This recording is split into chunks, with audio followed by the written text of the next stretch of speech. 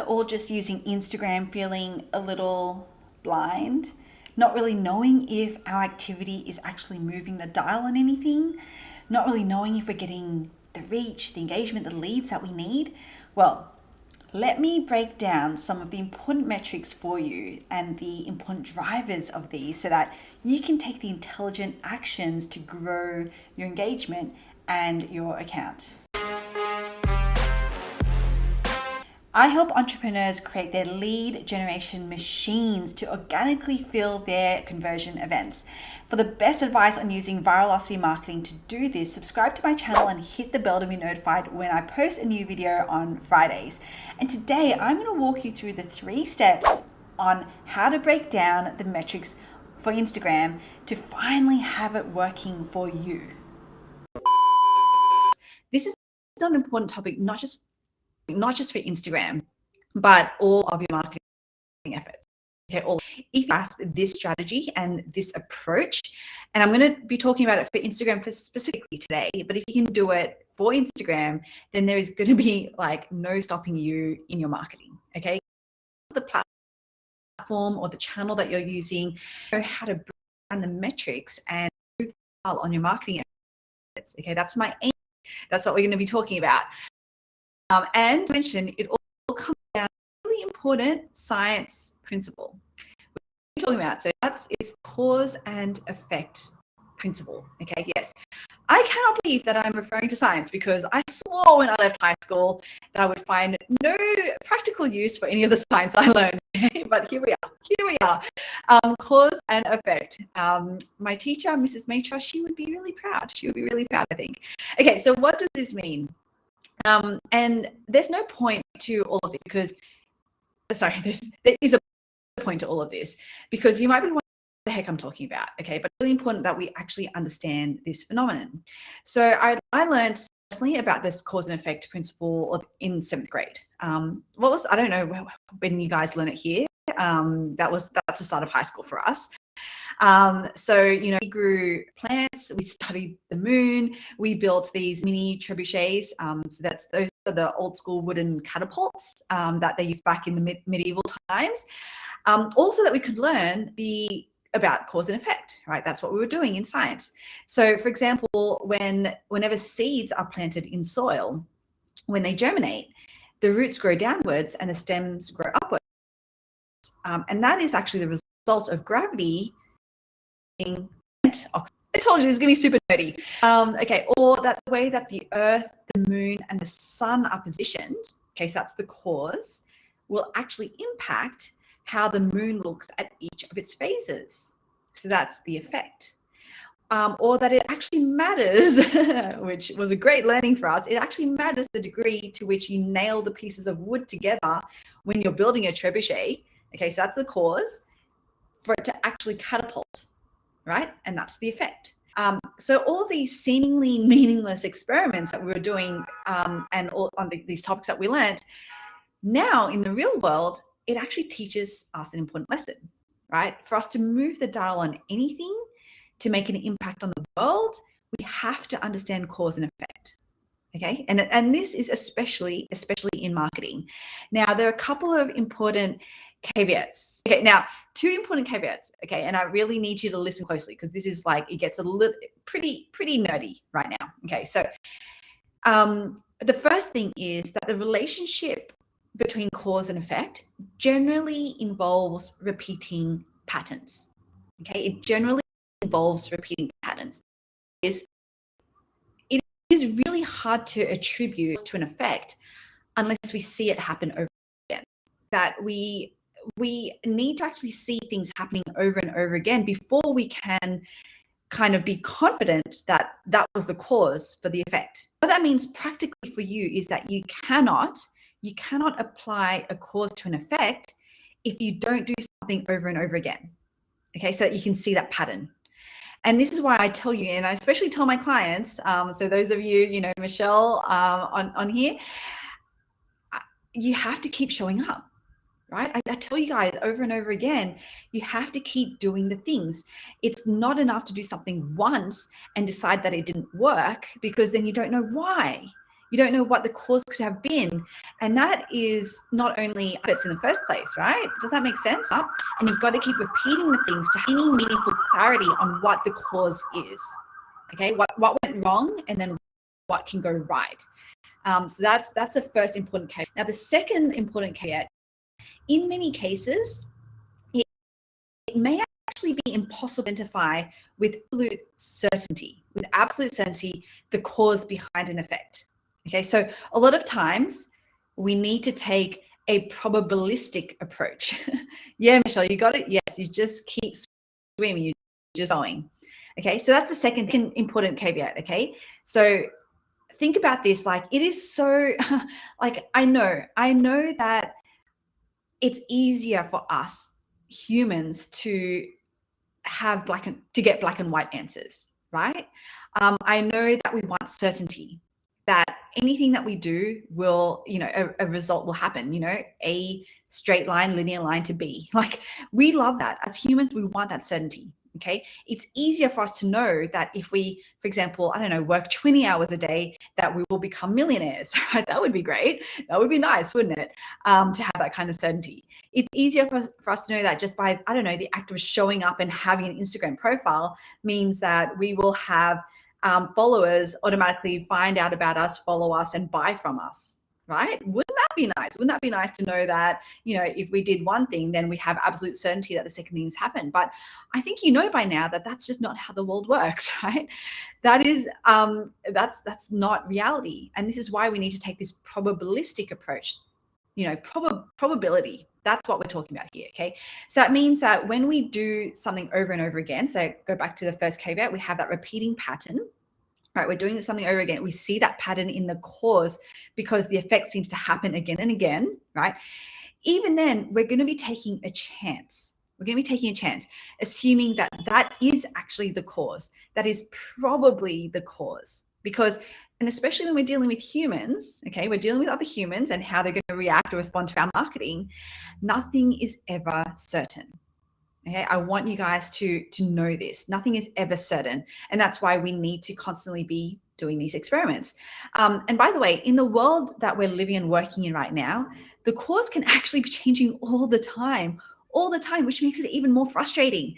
And that's why I talk to this strategy. Okay, so I'm going to be laying out the strategy for you, because as long as you can understand the strategy and how to work out what the important metrics are to you and the potential drivers of those metrics for you, then you've learned a skill that you can use over and over and over again.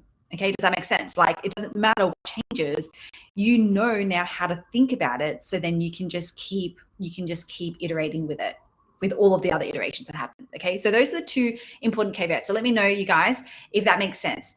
So I want you to think about these two caveats as I go into the 3 steps of having Instagram finally work for you. Who's committed to viewing all of this as an experiment? Everything that you do on Instagram, it's all an experiment. Okay, so we're going to pretend that we're back in high school, we're in lab class, and instead of, I don't know, like a dead frog or test tubes in front of us, we have our Instagram accounts on the table. Okay, that is going to be what we are going to be dissecting. Let's get into it. So I'm going to go into the 3 steps to breaking down the metrics of Instagram so that it finally works for you. Now, step number 1, you need to know the effect, right? What is that core metric that you want to be moving the dial on? So as in, what outcome are you trying to affect?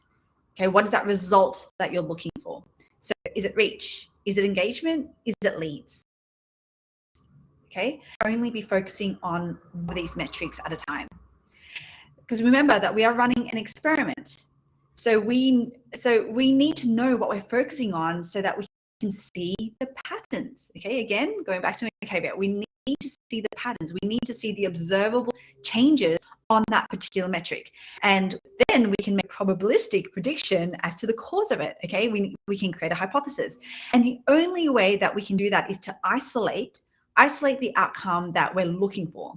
Okay, does that make sense? Like, again, I know this is really nerdy. I hope that how I'm saying this makes sense. So let me know in the you guys in the comments if none of this is, if you're like, what the heck are you talking about? Okay, so it's kind of like, let me go into an example. It's kind of like, okay, I don't know the types of experiments that you guys ran in high school, but we had one where we were testing whether music made plants grow faster. Okay, so the metric that we were testing was the height of the plant. Okay, we wanted to see how much grow, how quickly it could grow. Now, imagine if we were also trying to achieve, I don't know, like growing multiple shoots or flowers too, and having it turn into different colors. I don't know, right? It would have been impossible to isolate exactly what is driving each thing. Does that make sense? And it's the same. It's the same for you in Instagram. So you just want to try to choose one metric at a time. Now, the main ones for you, and this is going to be at a post level, by the way, on Instagram. So we're going to be looking at each post. The main types of effects / metrics / results that would be relevant for you is either reach, engagement, or leads. Okay, so let me go through each one. So reach are your posts, your content getting the reach that it needs. Like, is it getting out there? Is it getting in front of people? Which means that you want to be looking at the number of accounts that your post is actually being seen. Now, if you're just starting your account, then this is probably, and you're kind of starting to really work on your content and your account right now, then this is probably the one that you want to start with. Okay, you want to be looking at reach. Now, engagement, likes, comments, saves, shares of your posts. This is a big part of getting your content in front of the same types of people, because this is how the algorithm actually picks up what people like to see. Okay, when people engage, it sends signals to Instagram to be like, oh, this person likes this type of post, they like this type of creator, they like this account, they like this person, right? So the more that they can engage with you, the more that your stuff actually surface to them. Okay, so if you have been if you've been posting relatively regularly and for a good amount of time, then this is probably the one. Engagement is the one that you might want to focus on. Okay, let me know as I'm going if this is making sense. Okay, and then the third one is leads. Now, this is all about the number of followers that you actually convert to your own database. Okay, your email list, because I cannot stress enough that it is not about how many followers you actually have on Instagram. Like, that is not what you want to be, what you want to be looking at. That's just a vanity metric. Okay, you can go and buy bots for that if you need the ego stroke of having thousands of followers, but that's not going to move the dial for you. What is if you can actually convert those, anyone, they don't even have to be followers, right? They can just be like someone that you found on Instagram, or that they found you.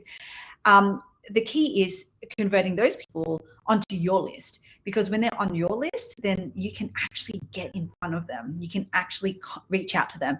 Something goes wrong with Instagram, like it did however many weeks ago, it was shut down for a whole day. You still have your email list. Okay, that is an asset that you own. I cannot stress that enough. So when we talk about conversions of Instagram, this is what I'm talking about. I'm talking about leads. Okay, so this could be them signing up to a lead magnet. It could be them signing up to some kind of conversion event, or even potentially just becoming a new customer straight off the bat. It could even be someone so intrigued with what you do that they start a DM conversation with you to find out more, and from there you actually get them into, you convert them into a lead. Okay, now this is a good one to focus on if you are a little bit more advanced in your Instagram journey. Okay, so you're posting regularly, you're getting decent engagement. Now is the time to start to look at, are you converting your followers into leads? So what I want to know is, which one is going to be the right one for you to be focusing on now? Is it reach? Is it engagement? Is it leads? Okay, so let me know in the comments if you know which one you're going to be focusing on. So you want to choose, that's the first step. Okay, you want to choose which effect, which result, which metric you want. Then begin to step 2 is to have a hypothesis about the cause of that metric for you. Yeah, so your hypothesis should sound something like, if A, then B, because XYZ. Okay. Okay. So step 2 is to have a hypothesis about the cause of that metric for you. Okay. And it's kind of goes, the statement goes like this: if A, then B, because XYZ. And to come up with a hypothesis statement, it starts with the drivers. Now, I can give you a starting point about, but it's really important that you come up with your own. Okay. Critically evaluate it for yourself, because you're going to have a different audience, which means, how they respond and what they respond to is going to be very, very different for everyone. But I'm going to give you a starting point, okay, at the very least. So let's go through the types of drivers that you typically want to keep an eye on for each metric. hashtags are you using?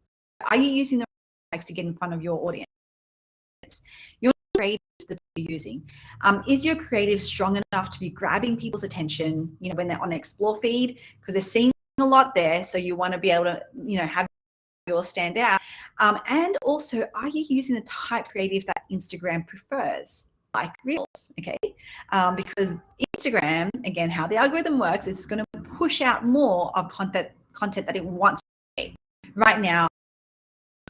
And then the other thing that you want to be thinking about is like even the time that you post, okay? Because you want to be posting at a time when your audience is actually on the platform, okay? When they're actually, so if reach is what you're focusing on, then look at one of these 3 drivers to begin with, and see what you might need to focus on to start to move the dial. Now, if it's engagement, a couple of things that you could be looking at is your CTA, so your call to action. Okay, so how direct is your engaging? Now, we talk about all the time, like you don't want to be confusing your audience. So you don't want to be posting multiple call to actions. Just have one. And is it actually calling your people to do something simple? Is it calling them to engage and in a way that they want to? Okay. I know that a lot of us are like, oh yeah, we'll just put out this question, and we're like, why engaging? You guys, everything that you do, everything that you say has a purpose to it. Okay, so even your call to actions, where you might be like, yeah, it's simple. I asked them a question. They should just answer that. Some questions really, people sometimes don't really like answering questions, right? And B, some questions can be hard. Okay, there's a scale as well as to how easy or simple and how hard a question is. And if the harder a question is that you're asking people to answer, like the more mental calories that you ask them to use, the less likely they're going to engage. Okay, so you want to even be looking at how you're, like, what you're even asking them in your call to action. And the second thing is value. Are you providing information that is actually valuable to your audience? Do they want to actually that you're saying? And the third one is not about the information or the practical value. It's all about your stories. Okay, are you actually sharing yourself? You will see that the posts that generally have the most engagement are the ones where the creator, the person, has been vulnerable. They've been open, like, and you can test this yourself as well. I'm sure even Michelle, she, when you started to be a little bit more open, a little bit more vulnerable, and started your stories, engagement increase as well, because that's actually what people respond to. That's what people connect with, right? Okay, so that is engagement. Now, leads. You want to be looking at your lead magnet. If leads is the metric that you want to be moving the dial on, thanks, Michelle. Yeah, 100% accurate, right? That's the thing. And that's why, Michelle, you're on to look at leads, because you're ticking the other things, right? You're getting reach, you're getting engagement, and now you're right. You need to start converting those followers into leads. So the things you need to be looking at is your lead magnet. Does your audience want to have to offer? Okay, now I get that we all have starting points. So we all kind of are like, this is what I assume my audience wants, but until you put it out, you're not going to know. You're not going to know if that is actually what they want. So that's the first. I want to test whether the lead magnet that you've come up with, how well is the CTA working to actually drive people to your link in bio, and how consistent are you with that as well, right? And then that is, it's actually not to do with Instagram, like the platform, but it's actually about your landing page. Now, as I said, it's technically off Instagram. Finding that you're getting decent taps or traffic to your lead magnet landing page, but people just aren't giving you their email addresses, then you should probably look at how effective your landing page is. So how good is the copy, the offer, like how you've actually wrapped up your offer on your landing page? How good is that to actually get people to give you their email address and to click submit? Okay, so that's actually a really important one. It's off Instagram, but that's going to be a big metric that you need to look at if leads is the thing that you're focusing on. Okay, so I've literally just given you the main drivers for these 3 metrics. Okay, so now you have your starting point. This is your starting point, right? So again, if you're looking at reach, you know the drivers. If you're looking at engagement or focusing on engagement, you know the drivers. If you're focusing on leads, you know the drivers now. Okay, so now you can come up with your hypothesis statement. Okay, so if you're focusing on reach, then your hypothesis statement could be, maybe this goes back to if A, then B, because X, Y, Z. So it could be, if I use Reels more than photos, A, right, my reach will increase. B, because Instagram is favoring the sharing of reels right now. Okay, so that becomes your hype. That's now, like, does that make sense? Let me know in the chat if that one makes sense. So what we're doing now is that based on this one metric at this point in time that you want to move the dial on, you work out that hypothesis statement, because then that leads us to step 3. Okay, so I told you this was going to be a bit nerdy, so I hope I haven't lost you guys. Okay, so step 1, we've worked out what cause what effect we're going to be focusing on. Okay, is it reach, engagement, or leads? Step 2 is we are working out the causes, what could cause us, and I've gone through per metric, right, as a starting point, and we come up with a statement. So then step 3 is now we're going to test it. So what you want to disprove, you want to support or refute that hypothesis statement. Okay, so the hypothesis statement that you come up with, this is now what you want to test. You want to see whether, for example, if you do post a majority of photos in 1 week, and then you do in the next week, you post a majority of reels, what happens to your reach numbers? Okay, does that make sense? You want to test it. Or if you promote one lead magnet for 1 week, and I mean really promote it, don't just like sit back and let it and just hope that it gets out there, but really promote it. And you want to keep all the variables that you can control the same. So things like frequency of post, time of day of post, your CTAs, same bank of hashtags, etc. You want to keep that as those variables as similar as possible. And so you promoted one lead magnet 1 week, and then you promoted another lead magnet another week. Which one does your audience actually prefer, right? Which one gets more leads? So that's how you could potentially test your hypothesis. And I know that this is sounding like a lot of work, right? I know, I get it. I do live in the real world too. Okay, I do. I promise you, I live in the real world. And you're probably like, how on earth, Deirdre, am I meant to be doing all of this? Well, it's simple.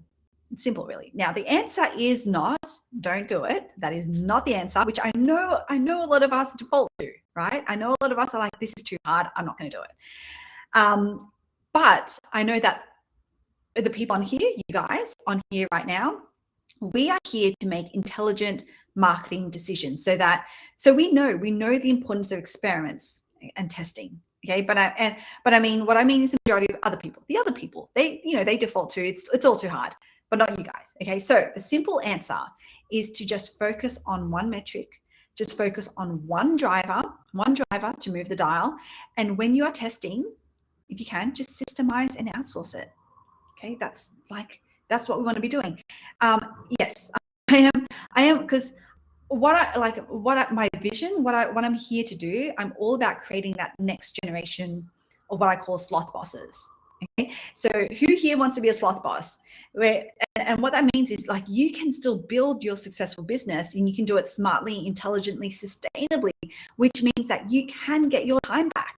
Okay, that's what we're here to do. Things and your world happened to my life. That's not what we're here to do.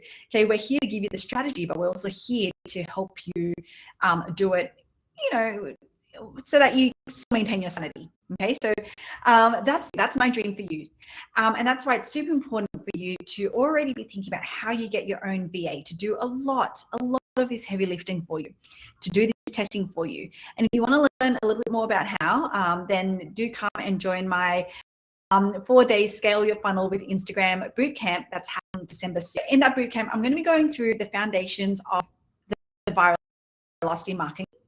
Okay, importantly, also how you can quickly and easily get some cost-effective outsourced help with impact. Okay, so that's yeah, totally, Michelle, right? You get it. So sound good. So if you want to get in on that, register at unlocked.com/scale. Okay, so let's quickly recap on the 3 steps to breaking down the metrics of Instagram to have it finally work for you. So number 1, you want to determine the effect. Okay, what is the core metric that you want to be moving the dial on? Okay, and what's the outcome that you're trying to affect or achieve, right? Is it reach? Is it engagement? Is it leads? Now, step 2 is you want to then create a hypothesis about the cause of that metric for you. So if it's reach that you're looking for, then you're looking at hashtags created time. If it's engagement, then it's CTA value stories. If it's leads, then it's lead magnet CTA language. And then the third step is to test, prove, or disprove the hypothesis statement that you have. Okay, so to save you and your sanity, we want to really look like as quickly as possible. We want to be outsourcing this. All right. And that you guys, this is how you break down the metrics of Instagram so that it finally works for you. Okay, and that's the strategy, which means if you can understand the science of cause and effect, the cause and effect principle, you can lift and shift that to anything else that you do, in your marketing. Okay, so let me know if that was super helpful. If that was helpful at all, doesn't even have to be super helpful, just helpful at all. And let me know if that all made sense. Okay, because I know I nerded out quite a bit. So apologies for that. That said, comment below and tell me, what is the one metric that you are going to be focusing on right now? Now you know exactly how to break down the metrics of Instagram using my foolproof 3-step formula. But what about implementing? Well, I've written a 1-page cheat sheet on what I've just spoken about so that you can have that on hand when you are implementing. So if you want that cheat sheet, click on the link below and my bot, Cappy, is going to send it straight over to you. And if you want to take what you've just learnt to the next level, then come and join this free community of remarkable entrepreneurs just like you, where I share even more free live training on growing your business through finding your remarkability. So come and join my Facebook group on the link below. This video next on how to get more of the right things done on social media in less time, and this one on how to increase your income. And if you like this video, hit that like button, be sure to subscribe and share it with all of your friends, and I cannot wait to see you in the next video.